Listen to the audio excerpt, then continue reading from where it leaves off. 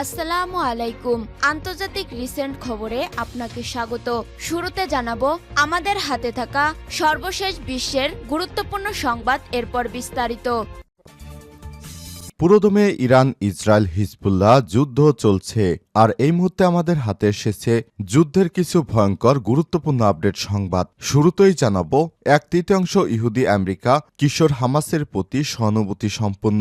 1/3 বেশি আমেরিকান ইহুদি কিশোর 14 থেকে 18 বছর বয়সী যারা, তারা মনে করে তারা হামাসের প্রতি সহানুভূতি সম্পন্ন।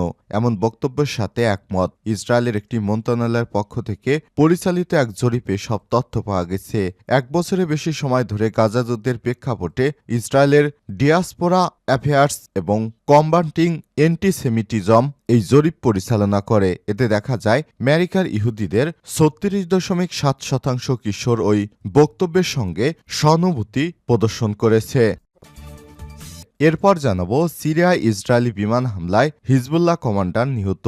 মার্কিন সংবাদ মাধ্যম দাবি করেছে সিরিয়ায় সম্প্রতি বিমান হামলায় ইসরায়েলি সামরিক বাহিনী হিজবুল্লাহর এক সিনিয়র কমান্ডারকে হত্যা করেছে, যিনি 2007 সালে ইরাক মার্কিন সেনাদের উপর হামলার পরিকল্পনা করতে সহায়তা করেছিলেন বলে জানা গেছে। আজ এক প্রতিবেদনে খবর জানায় আল জাজিরা। এবারে জানাবো পশ্চিমবঙ্গের 6 আসনেই তৃণমূলের জয়। ভারতের পশ্চিমবঙ্গ রাজ্যে বিধানসভা উপনির্বাচনে 6টি আসনেই জয় পেয়েছেন মমতা বন্দ্যোপাধ্যায়ের তৃণমূল কংগ্রেস। আজ নির্বাচনের ফল প্রকাশ করে দেশটির নির্বাচন কমিশন সে ফলাফল এর সাফল্য দেখিয়েছে দলটি। নির্বাচনের ফল ঘোষণার পর উচ্ছ্বাস প্রকাশ করেছেন মমতাও। এদিকে লেবাননে জাতিসংঘ শান্তিরক্ষা মিশনে হামলায় 4 ইতালীয় সেনা নিহত।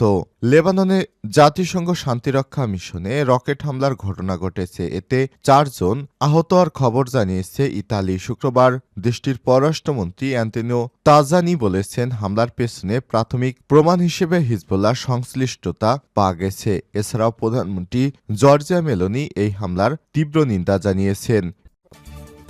এবং সর্বশেষ জানাবো মণিপুরে আরও 7 দিন বন্ধ মোবাইল ইন্টারনেট। ভারতের উত্তপ্ত পরিস্থিতিতে আবহে ভারতের মণিপুর রাজ্যের 7 জেলায় মোবাইল ইন্টারনেট পরিষেবা বন্ধ রাখার নির্দেশ দিয়েছেন নরেন্দ্র মোদী। রাজ্যের আইনশৃঙ্খলা পরিস্থিতি বজায় রাখতে 16 নভেম্বর থেকে মোবাইলের ইন্টারনেট বন্ধ রয়েছে এই জেলাগুলোতে। আজ সরকার নির্দেশিকা জারি করে জানিয়েছে ইম্ফল পূর্ব, ইম্ফল পশ্চিম, কাকসিং, বিষ্ণুপুর, থৌবল, চুরাচাঁদপুর এবং কাংপোকপি জেলায় আগামী সোমবার পর্যন্ত বন্ধ রাখা হবে সকল ধরনের ইন্টারনেটের সুবিধা। প্রিয় দর্শক, এতক্ষণ শুনছিলেন সংবাদ শিরোনাম, এবারে বিস্তারিত। তবে তার আগে বন্ধুরা অনুরোধ থাকবে সংবাদটিতে একটি লাইক দিন। এই চ্যানেলে আপনি নতুন হয়ে থাকলে আমাদের সংবাদটি দেখতে দেখতে চ্যানেলটি সাবস্ক্রাইব করে রাখুন। কমেন্ট করে আপনার মূল্যবান মতামত জানিয়ে দিন বন্ধুরা, আপনি বিশ্বের কোন দেশ থেকে বা বাংলাদেশের কোন স্থান থেকে আমাদের সংবাদটি দেখছেন এবং শুনছেন। আর বন্ধুরা, কমেন্ট করে আপনার মূল্যবান মতামত জানিয়ে দিন। আপনি যদি গাজা যুদ্ধে ফিলিস্তিনিদের ভালোবেসে থাকেন, কমেন্টে ইয়েস লিখে বিশ্ববাসীকে জানিয়ে দিন। 1/3 ইহুদি আমেরিকান কিশোর হামাসের প্রতি সহানুভূতি সম্পন্ন। 1/3 বেশি আমেরিকান ইহুদি কিশোর 14 থেকে 18 বছর বয়সী আমি হামাসের সাথে সহানুভূতি সম্পন্ন এমন বক্তব্যের সাথে একমত। ইসরায়েলের একটি মন্ত্রণালয়ের পক্ষ থেকে পরিচালিত জরিপে এই তথ্য পাওয়া গেছে। 1 বছরের বেশি সময় ধরে গাজা যুদ্ধের প্রেক্ষাপটে ইসরায়েলের ডিয়াসপোরা অ্যাফেয়ার্স এবং কম্বেটিং অ্যান্টিসেমিটিজম এই জরিপ পরিচালনা করে। এতে দেখা যায় আমেরিকান ইহুদি 36.7% কিশোর ওই বক্তব্যের আমি হামাসের সাথে সহানুভূতি সম্পূর্ণ সাথে হয় একমত কিংবা প্রবলভাবে একমত বলে জানিয়েছে। ইসরায়েলি মিডিয়া বৃহস্পতিবার এই জরিপের ফলাফল প্রকাশ করে। অন্যদিকে যুক্তরাষ্ট্রের বাইরে বসবাসকারী ইহুদিদের মাত্র 7% ওই বক্তব্যের সাথে একমত প্রকাশ করেছে। আরও তাৎপর্যপূর্ণ তথ্য হলো আরও বেশি সংখ্যক তথা আমেরিকান ইহুদি কিশোরদের 41.3% একমত যে গাজার ইসরায়েল গণহত্যা চালাচ্ছে বলে প্রচারিত বক্তব্যের সাথে একমত। অথচ যুক্তরাষ্ট্রের বাইরে বসবাসকারী মাত্র 10% ইহুদি কিশোর এই বক্তব্যের সাথে একমত। আরও বিপুল সংখ্যাগরিষ্ঠ তথা 66% জানিয়েছে তারা সার্বিকভাবে ফিলিস্তিনি জনসাধারণের সাথে সহানুভূতি সম্পন্ন। আরও তাৎপর্যপূর্ণ বিষয় হলো জরিপে দেখা গেছে তাদের বিপুল সংখ্যক ইসরায়েলপন্থী বক্তব্যের সাথেও একমত। ৬২% আমেরিকান ইহুদি কিশোর জানিয়েছে তারা নিজেদেরকে জায়নবাদী মনে করে, আর ৮৪% জানিয়েছে তারা বিশ্বাস করে যে ইসরায়েলের ইহুদি রাষ্ট্র হিসেবে অস্থিতিশীল থাকার অধিকার রয়েছে। সিরিয়ায় ইসরায়েলি বিমান হামলায় হিজবুল্লাহ কমান্ডার নিহত। মার্কিন সংবাদ মাধ্যম দাবি করেছে সিরিয়ায় সাম্প্রতিক বিমান হামলায় ইসরায়েলি সামরিক বাহিনী হিজবুল্লাহর একজন সিনিয়র কমান্ডারকে হত্যা করেছে, যিনি ২০০৭ সালে ইরাকে মার্কিন সেনাদের উপর হামলার পরিকল্পনা করতে সহায়তা করেছিলেন বলে জানা গেছে। শনিবার ২৩ নভেম্বর এক প্রতিবেদনে এই খবর দিয়েছে আল জাজিরা। নাম প্রকাশে অনিচ্ছুক এক মার্কিন প্রতিরক্ষা কর্মকর্তার উদ্ধৃত দিয়ে এনবিসি নিউজ জানিয়েছে আল মুসা দাগদুত, যিনি মার্কিন সেনাদের উপর কারবালার অভিযানের প্রধান ভূমিকা পালন করেছিলেন, যেখানে আমেরিকান নিরাপত্তা দলের ছদ্মবেশী যোদ্ধারা একটি ঘাঁটিতে প্রবেশ করেছিল, গুলি চালায় এবং ৫ মার্কিন সেনাকে হত্যা করেছিল। ঊর্ধ্বতন প্রতিরক্ষা কর্মকর্তা এনবিসিকে বলেছেন, কখন বা কোথায় সিরিয়ায় হত্যাকাণ্ড সংঘটিত হয়েছে তা তাৎক্ষণিকভাবে স্পষ্ট নয়, বা এটি বিশেষভাবে দাগদুককে লক্ষ্য করছে কিনা তাও স্পষ্ট নয়। জানা গেছে দাগদুক মার্কিন বাহিনীর হাতে ধরা পড়েছিল, কিন্তু পরে বাগদাদ থেকে মার্কিন প্রত্যাহারের পর ইরাকি সরকার তাকে ছেড়ে দেয়। গত সেপ্টেম্বর থেকে লেবাননে হিজবুল্লাহর বিরুদ্ধে হামলার পাশাপাশি সিরিয়াতেও আক্রমণ চালাচ্ছে ইসরায়েল। বৈরুতে ইসরায়েলের অব্যাহত হামলার মুখে অনেক হিজবুল্লাহ যোদ্ধা সিরিয়াতে আশ্রয় নিয়েছে।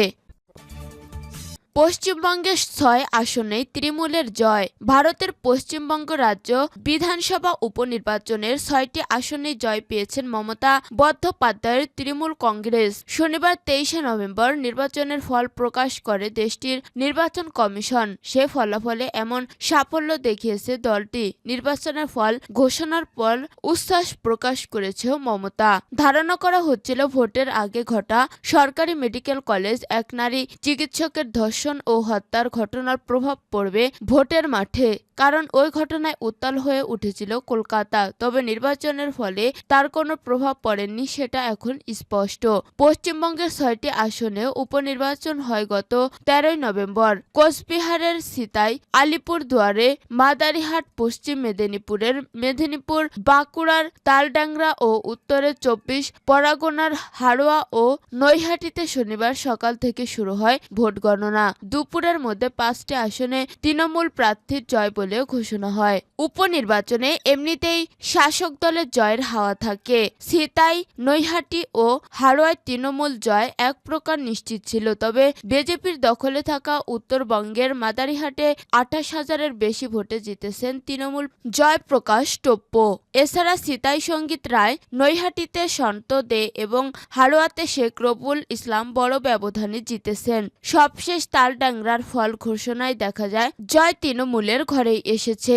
শনিবার দুপুরের মধ্যেই উপনির্বাচনের ফল কার্যত পরিষ্কার হয়ে যাওয়ার পরে সাধারণ মানুষকে ধন্যবাদ জানিয়েছেন মমতা।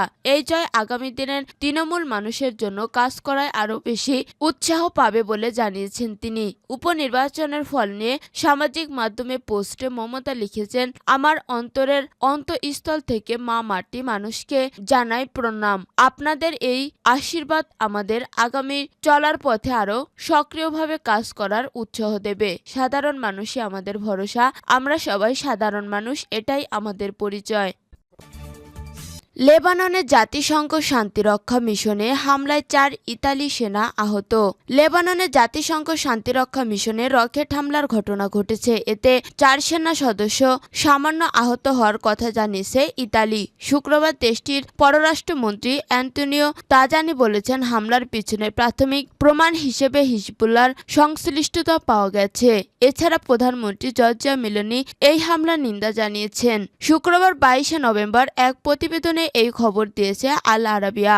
এক বিবৃতিতে জর্জিয়া মেলোনি বলেন, দক্ষিণ লেবাননে ইউনিফিলের ইতালীয় সদর দপ্তর নতুন হামলার শিকার হওয়ায় গভীর ক্ষোভ ও উদ্বেগ প্রকাশ করেছি।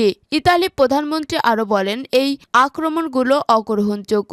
সংঘাতে লিপ্ত থাকা সব পক্ষকে ইউনিফিল সদস্যদের সুরক্ষা নিশ্চিত করা এবং দায়ীদের দ্রুত চিহ্নিত করার জন্য সহযোগিতা করার আহ্বান জানায়। মেলোনি অবশ্য কোনো পক্ষকে দোষারোপ করেননি, তবে তবে তার পররাষ্ট্রমন্ত্রী এবং উপপ্রধানমন্ত্রী তাজানি সাংবাদিকদের বলেছিলেন এই হামলার সম্ভাব্যত হিজবুল্লাহ করেছে। তুরিনে তিনি বলেন, হামলায় দুটি ক্ষেপণাস্ত্র ছিল বলে মনে করা হচ্ছে, যা থেকে মনে হচ্ছে সেগুলো হিজবুল্লাহর উৎক্ষেপণ করেছে।